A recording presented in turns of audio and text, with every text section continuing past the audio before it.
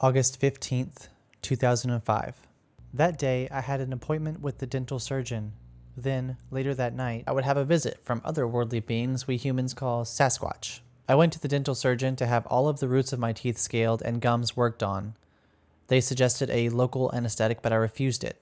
As last time they did, the freezing they used must have contained some sort of adrenaline, and I thought I was going to have a heart attack. So this time, I refused all medication and just told the periodontal hygienist to go ahead. I will just hypnotize myself. She smiled and said, "Okay, I hope it works for you." The dentist was concerned and kept popping his head in the door with the loaded needle just waiting to shoot up my gums. That Novocaine stuff is crap, I thought to myself. So I was being scraped with the drill, and oh my god, I was about to go through the roof with pain. Then I talked to my guide, who brought me my mask, a carved mask I was given from a maple tree. In my hypnotic state, the mask took me into what I associated to be a sun dance ceremony. I saw a sun dancer being pierced with a claw by an elder. He looked into my eyes as he was pierced and took my pain instantly. I felt it being sucked out of my body like a vacuum. I thanked him and came to. The hygienist asked if I was okay. I mumbled, "Yes," through the cotton batting in my mouth soaked in blood. She said, "This is hurting me more than it's hurting you." I assured her I was okay, then went back to the sun dance as she cleaned the top of my roots. In my mind, I was at the biggest sun dance ever. It was like from long, long ago. Then in the crowd, a familiar face came. An elder with little white shells all over her beautiful hide dress. She just looked deep into my eyes and I couldn't help but feel her love. It was unexplainable. My heart sang. Next thing I know, the hygienist said, "We are on the home stretch, almost done." Where had those 2 hours gone? Now my state had been interrupted. My guide was right back and I was taken straight to another vision. In a pale green bedroom with off-white carpeting and drapes sat a dog. This beautiful big golden retriever was sitting next to me looking me in the eye. He was full of love. By now my teeth really were tender. When the hygienist hit a nerve, the dog would give me his paw and lightly whimper and take away my pain. It was incredible. The 2 hours was up and I was feeling good. I asked the hygienist if she had a dog, as I had a feeling these two souls were together. "Yes," she said slowly. I then told her of the dog that came to comfort me, a golden retriever. Her jaw dropped and she said, "That's my dog." I then proceeded to describe her bedroom. She just kept saying, "Oh, I love this," over and over. She then called in all the other staff and asked me to retell the story. During the teeth cleaning for about 5 minutes, every time she brought the drill to my mouth, it shut off. She said jokingly, "Do you have anything to do with this? It has never done this before." She was laughing to herself, but I wondered if I did actually have anything to do with it. Lord knows I had been avoiding this procedure long enough already. As I left the dentist office, I could see the staff looking at me through the window. Everyone was watching me as I left the building. I can just imagine their conversation. I just had to chuckle. They made a note of the experience on my dental chart. My recovery was almost instant. When I got home, I rinsed and gargled with colloidal silver water and my mouth was good as new. But what was to happen next that night was really going to rock my world. It wasn't just myself that experienced the most incredible half hour of my life, it was my family as well. It's a night that I will never forget, and the only reason that I have reached out is that after you've experienced something like this, you start wondering, did anyone else see or experience anything like this? I'm a pretty logical person, and to be honest, I didn't even believe Sasquatch even existed. I thought it was a myth like the Easter Bunny or the Tooth Fairy. I was a total skeptic. We were at our Kawartha home, which was pretty remote. It was heavily treed and backed onto a river. My nearest year-round neighbor was a quarter-mile away. It was a pretty frightening experience for the kids and for my partner. So not long after the event, we moved. I was actually having a ceremony. I had just lost a very dear friend of mine, Barry. I was drumming and praying for him. I was in my teepee about 200 feet from my home around 11 p.m., and I heard a scratching outside. I thought it was a bear. It was such a heavy scratch that I thought it was going to come through the thick canvas. I thought, there's no way any of my kids would be rubbing a stick or anything on there, as they know what I do is serious work. It was scratching at my back, where our artist friend Randy had just recently painted a bear on the teepee for us. I had a fire on and kind of just huddled in there, hoping whatever it was would just go away. Then I heard crunching sounds and branches snapping, and I thought, oh yeah, that's a big animal. It must be a bear. Maybe he's attracted to the picture of the bear on my teepee. I smelled an odd, musky odor and thought, that's a bear for sure. I got a big stick and lit it in the fire, just in case the bear came in and I could wave it at it to scare it off or something. The crunching sounds moved further away, and so I was very curious, and I eventually gathered up the strength to finally go out there and see what it was. I got out easterly and looked towards the west. I noticed red lights. Seeing across the river, I thought it was taillights of cars, but no, those lights were too high up. There, on the bank of the river, not 15 feet from where I was standing, I saw what came into form, what I thought were bears as they were standing up looking at me. There were 5 of them in a group together, and the tallest 2 had glowing red eyes. I absolutely froze. I was looking at a sight that I simply could not fathom. There were a couple of tall ones, shorter ones, and then a small one. The others had glowing yellow eyes, while others greenish blue. It was a lot to take in a couple of seconds. Brilliant, almost fluorescent colored glowing eyes. My senses were reeling. I was in shock. I walked backwards slowly to get back to my teepee and sat in there with my heart pounding, wondering when and how to make a dash from my house. I thought bears don't stand in a group, especially on their hind legs, and bears' eyes glow green. I knew I was seeing Sasquatch. Not one, but what seemed to be a family.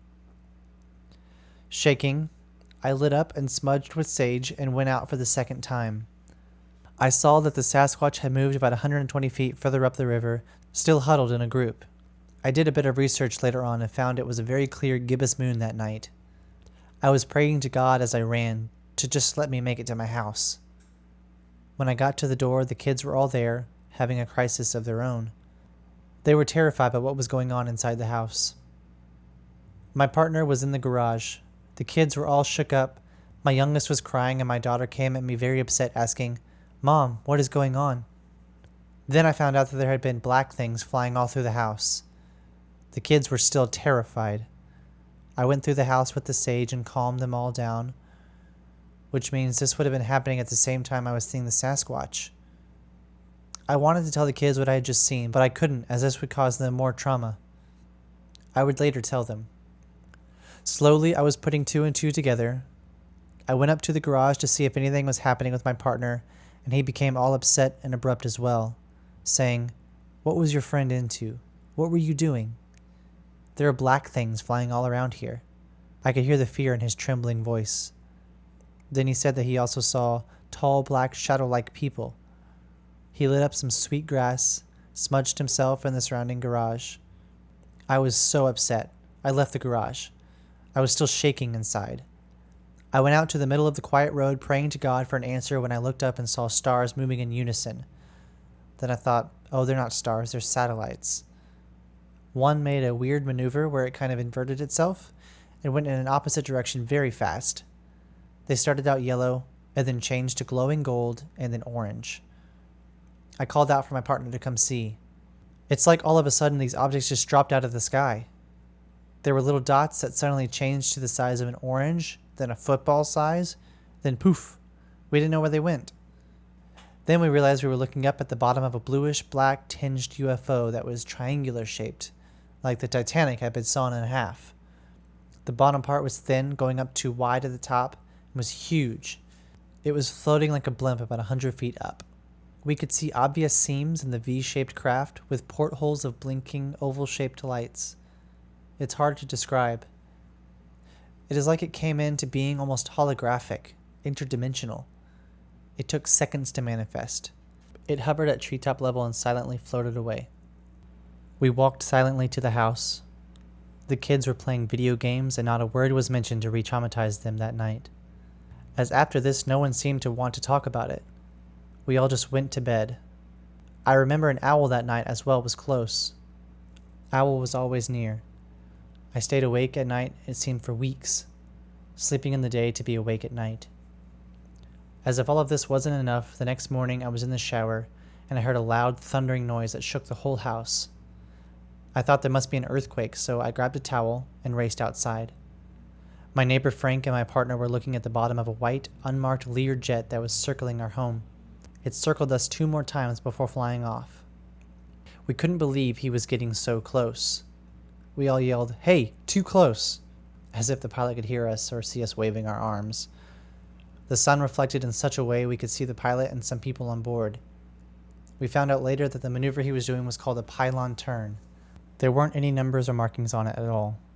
The local airport told us it must be a private plane, so we couldn't even report it. Needless to say, we have never had a Learjet near our house until this day. As I crept into bed later that night with all this flowing through my mind, including that morning at the dentist, I was ready for help. Any help I did seek, though, did nothing. Only my self-healing with meditation and a lot of soul-searching alone helped. I was indeed very much alone. I found a great relief in talking about this, but only many months and years later. It really makes you wonder, surely the jet appearing the next morning is no coincidence, and that maybe the UFO has direct contact with someone down here, for them to know exactly who had seen them? I mean, the jet was only circling our house. The whole thing left us a little shaken up, to say the least. In fact, even a year later, I was almost non-functional. I was a mess. I became a bit of a recluse.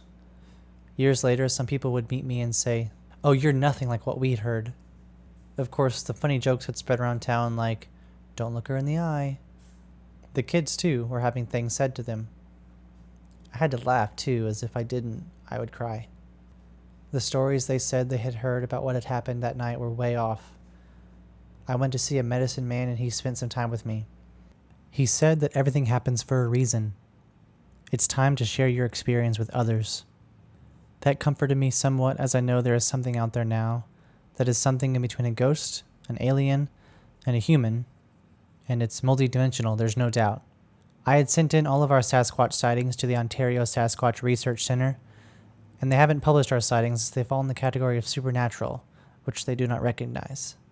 To add insult to our injury, here is their response in 2009.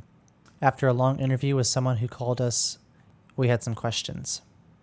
The Sasquatch Ontario spokesperson wrote, "I can assure you that you were contacted by one of our very competent investigators. We have evaluated the incident, and we felt that it didn't meet our standards for publication. Let me explain a few things so we can be perfectly clear. First, our stance at OSR is we believe this creature, if it indeed even exists, is a flesh and blood hominoid or hominid. Second, because there are fringe groups and individuals in this world who think that Sasquatch is supernatural and or is linked to UFOs in some way, we tend to take any reports of this nature with a grain of salt. Since your report fell into this category, we were hesitant to give it serious consideration. However, after discussing the report at length among our many investigators, we decided that we should assign an investigator and conduct an interview. After all of the information given, we decided that as far as our standards go, we could not be certain enough about the credibility of the sighting to publish it at this point in time, considering the supernatural and UFO elements that you described in detail." Interesting, isn't it? That a group supposedly dedicated to finding and researching Sasquatch isn't as open-minded enough to consider that the Sasquatch may be advanced, even more advanced than us. Advanced enough to be connected to UFOs and other phenomenon? I will leave it up to you to decide what rings true for you. We can only really know our own truth, or whatever the truth may be or feel for ourselves. My writing here of this event does it little justice. You can only put yourself in my shoes at the time. I will go to my grave knowing that the Sasquatch are for real. They mean no harm. I do think they were there to possibly comfort me or share in my grieving of a dearly departed friend that night. My family now wanted nothing to do with any discussion of this topic. The kids were scared. We could not go far and leave them at home alone. I reached out to others who had had somewhat like experiences and found an interesting doctor one night on a coast-to-coast radio show. I thought I would find closure in meeting with him. Little did I know that this would open up more of the Matrix. That continuing story is next. At one stage, I became so self-centered in my trauma of these encounters, thinking this is happening only to me, when I realized, sadly, this was in fact upsetting the whole family. In many ways, everyone was having unexplainable occurrences happening to them. My stepsons, daughter, and my partner. Even some of our guests. Still, we all had to go on, day by day, moment by moment. That's all we could do. Around that very time, Ontario crop circles were also reported. It was truly quite the night. The headlines read, "Crop circles appear in Canada. On Monday, August 15th, 2005, a circle 25 to 30 feet in diameter was found in a field of cattle corn in Lyndon, Ontario, Canada. with some unusual features about the nodes. Some stalks sheared off or snapped at the second node. Some stalks were still standing. Others were felled on the ground. The case is being investigated by Canadian seriologist Joanne Emery. Another crop circle measuring 17 feet in diameter appeared in a soybean field in Dresden, Ontario, Canada. The circle's plants appeared dead, not flattened or smashed. There was a V shape inside the circle of unaffected plants. All other plants in the 100-acre field appeared normal. The circle was found by the farmer on Saturday, August 20th, 2005. Dresden, Ontario is on Provincial Highway 78, located about 35 miles southwest of London, Ontario. On Sunday, August 14th, 2005, 2 circles were found in pea fields by a local farmer in Swift Current, Saskatchewan, Canada, population 14,890. The 2 circles were 12 meters, 40 feet in diameter and were found in 2 separate pea fields approximately 0.6 kilometers, 0.3 miles apart. These crop circles were also 29 kilometers or 18 miles from the site of a bull-calf mutilation found by the same farmer during the same time period. The mutilation case is being investigated by researcher Linda Melton Howe. Swift Current, Saskatchewan is on Provincial Highway 1, approximately 152 miles, 254 kilometers west of Regina. I did wonder if the Sasquatch knew we were in some kind of danger and came by to let us know they are watching over us. The night of August 15, 2005 was so overwhelming, I thought of calling the police to make a report. The children were so traumatized. We all were, but this would mean losing my credibility as a witness to the crimes being perpetuated against us. Oh, I was in quite a state. The extreme abusiveness directed at us and living in the light, I found only made me stronger.